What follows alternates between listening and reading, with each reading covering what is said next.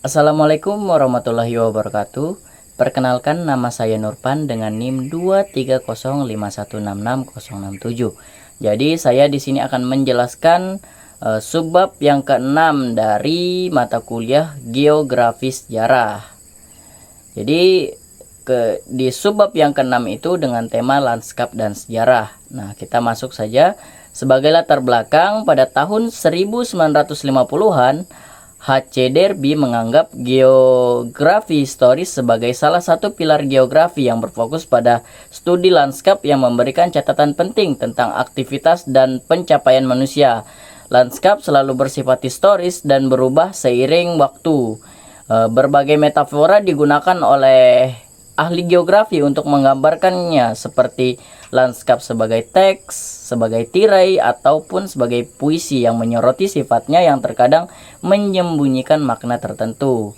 Nah, Alexander von Humboldt memandang lanskap sebagai konsep estetika yang menggambarkan kemajuan peradaban. Dalam tradisi geografi, lanskap berkembang dari konsep estetika menjadi objek studi yang lebih konkret. Terlihat dalam karya Frederick Ratzel, Paul Vidal de la Beche, dan Karl Sauer. Oke, kita masuk antara ukuran dan kosmos pandangan dari Humboldt. Jadi bagi Humboldt, lanskap melambangkan pemahaman manusia yang berkembang tentang kosmos yang diambil dari sejarah, seni, dan geografi. Ia mengaitkan perkembangan lanskap dengan kemajuan intelektual manusia, menggunakannya sebagai metafora untuk pengetahuan yang semakin berkembang tentang keterhubungan alam. Oke, kita pindah ke pemandangan sebagai organisme dari Ratzel ke Sauer. Ini kita mulai dari studi tanah dan lanskap. Jadi konsep lanskap dalam pemikiran geografis mengalami evolusi yang signifikan di era Alexander von Humboldt hingga perkembangan geografi Jerman pada abad ke-19 dan awal abad ke-20-an. Para ahli geografi Jerman seperti Friedrich Ratzel dan Alfred Hettner kemudian mengadopsi pendekatan yang lebih ilmiah dan sinematis, yaitu Ratzel memperkenalkan konsep lanskap budaya dan Hettner memperkenalkan konsep pendekatan kronologis.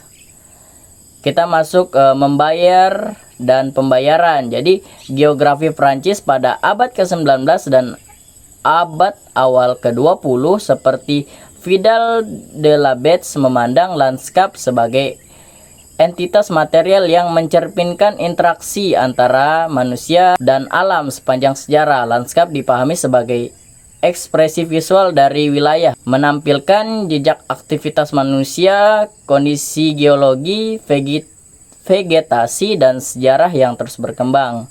Kita masuk ke tanah dan kehidupan. Jadi Karl Otwin Sauer, seorang profesor geografi di Universitas California, Berkeley, dikenal sebagai penggagas konsep lanskap budaya. Ia menggambarkan lanskap sebagai hasil kerja budaya, di mana tanah berfungsi sebagai media budaya, sebagai agen, dan lanskap budaya sebagai produk.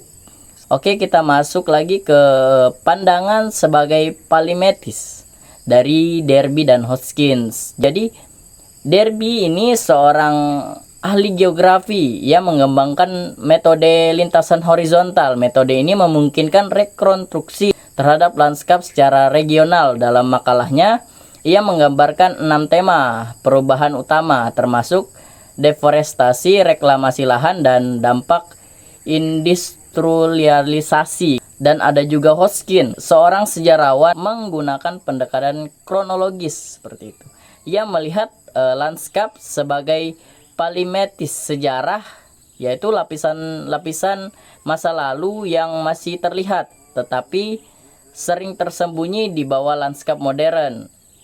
Keduanya berbagi perhatian terhadap material lanskap, tetapi pendekatan mereka berbeda. Derby menekankan penguasaan arsip, sedangkan Hoskins lebih ke etensis, menggabungkan sejarah dan pandangannya. Oke, kita masuk ke bagian kesimpulan, yaitu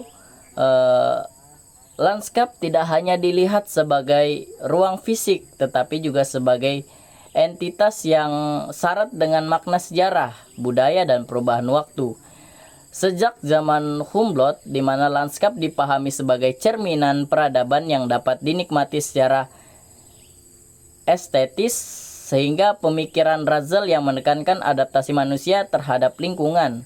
Kita melihat pergeseran dalam cara kita memahami hubungan antara manusia dengan lanskap. Ratzel dan pengikutnya menyoroti jejak-jejak manusia dan lanskap sebagai indikasi dan hubungan organik antara budaya dan lingkungan.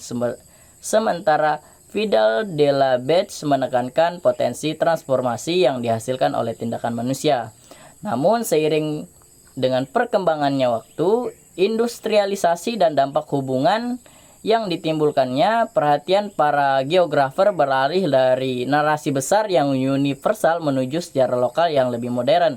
Hodgkin sebagai salah satu tokoh penting dalam transisi ini mengajak kita untuk melihat lanskap sebagai warisan yang rapuh, yang terancam oleh modernitas.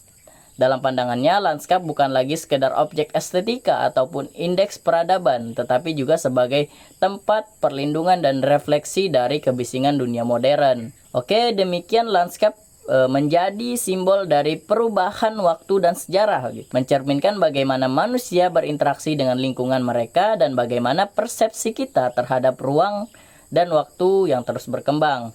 Dalam konteks ini, lanskap bukan hanya sekedar tempat, tetapi juga narasi yang hidup, yang menghubungkan masa lalu, masa kini, dan masa depan, seperti itu. Oke, mungkin itu saja yang bisa saya jelaskan pada subbab ke-6 ini. Mohon maaf jika ada kesalahan kata. Saya akhiri, wabillahi taufik wal hidayah. Wassalamualaikum warahmatullahi wabarakatuh.